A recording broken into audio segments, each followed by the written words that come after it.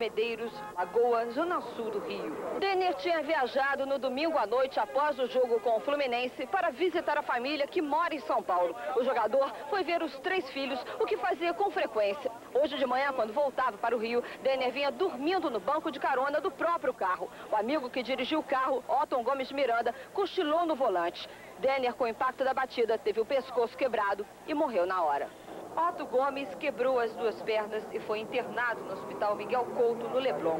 Na placa do carro de Denner, as consoantes e o número do jogador. 1h30 depois do acidente, os amigos e companheiros de Denner começaram a chegar. O zagueiro Torres e o meio-campo Luizinho ficaram emocionados. Jogadores, dirigentes e amigos pareciam não acreditar na morte do jogador. O corpo só foi retirado do carro 5 horas depois do acidente e levado para o IML. O jogador de 23 anos era uma estrela em ascensão no time do Vasco. Uma figura importante para o nosso trabalho. Amigo mesmo, meu amigo particular, gostava dele. E vamos ver, acho que vai deixar um buraco muito grande no nosso futebol, principalmente na seleção brasileira e no Vasco. É uma perda muito grande, que abala aqueles que estão juntos. Ainda mais que futebol é um esporte que é coletivo, não é um esporte individual. E evidentemente que os companheiros dele vão sentir muito. O acidente também chocou torcedores do Vasco. Muitos foram até a Lagoa para conferir a informação sobre a morte do jogador. O grande número de curiosos provocou tumulto e engarrafamento no local. O acidente atraiu uma multidão. Eram mais de 100 pessoas, entre fãs, curiosos e amigos. Todos os que passavam paravam para olhar. Motoristas, passageiros, pedestres, ciclistas.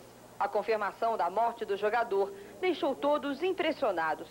Não contentes em comentar, alguns chegaram perto do corpo que permanecia dentro do carro. A presença de tanta gente trouxe confusão. A retirada do corpo foi feita em meio a muito tumulto. A movimentação provocou engarrafamento. Os curiosos se entusiasmaram com a presença dos ídolos de futebol, como Roberto Dinamite. A multidão cercava e seguia os ídolos.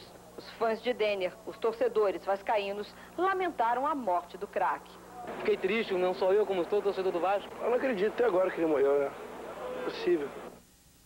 A autópsia feita no Instituto Médico Legal revelou que Denner morreu por asfixia provocada pelo cinto de segurança e não por uma fratura no pescoço. À tarde, o corpo foi liberado e veio direto para São Paulo, onde mora a família do jogador. Amigos, parentes e vizinhos de Denner se revezaram durante todo o dia no consolo da família na casa da Vila Ede, zona norte de São Paulo, lugar onde o jogador passou a infância. Muito ligado ao futebol, quando garoto, Denner não perdia as peladas de rua, segundo parentes que acompanharam toda a carreira dele. Denner morava no Rio de Janeiro desde fevereiro, quando foi emprestado ao Vasco da Gama, mas vinha constantemente a São Paulo visitar a família e tratar de negócios. A Copa era o sonho do jogador. Ele estava esperando ser convocado agora, né, para a seleção, para a Copa, e falava também em um contrato com a Alemanha. O velório de Denner acontece no ginásio da Portuguesa e o enterro vai ser amanhã no cemitério de Vila Formosa. O futebol brasileiro perdeu um craque. Ficam na lembrança as jogadas geniais e os gols de campeão do Reizinho do Canindé. Era uma vez uma corte sem rei, que encontrou um líder através dos pés de um menino. Mas para conquistar o trono, não teve que arrancar a espada de uma pedra. Os cavaleiros da távola portuguesa viram apenas ele chutar, driblar, marcar. Ele chegou à corte em 86, mas só assumiu o trono em 91 na Taça São Paulo de Juniores. Para mim é uma grande satisfação já poder vestir a camisa de titular da Portuguesa. Mesmo com a fama de indisciplinado, outros reinos o queriam. E ele foi ao Grêmio por empréstimo. Voltou campeão. Denner queria ir embora e o Corinthians lutou por seu passe. Mas o castelo português não o deixava partir. A solução foi emprestá-lo para o Vasco da Gama. Foram apenas 4 meses com a camisa do Vasco. Tempo suficiente para fazer de Denner um dos maiores ídolos da torcida. Com um jeito moleque de jogar, o atacante chegou a ser considerado uma mistura de Pelé com Garrincha.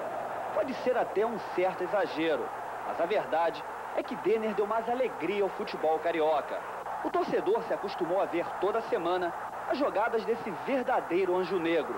Um anjo que chegou a realizar o sonho de voar de asa delta, mas que não teve tempo de realizar um outro sonho, o de fazer um gol no Maracanã lotado, que vai ficar neste 19 de abril de 94, é a certeza de que o futebol levou uma goleada do destino. O Jornal da Record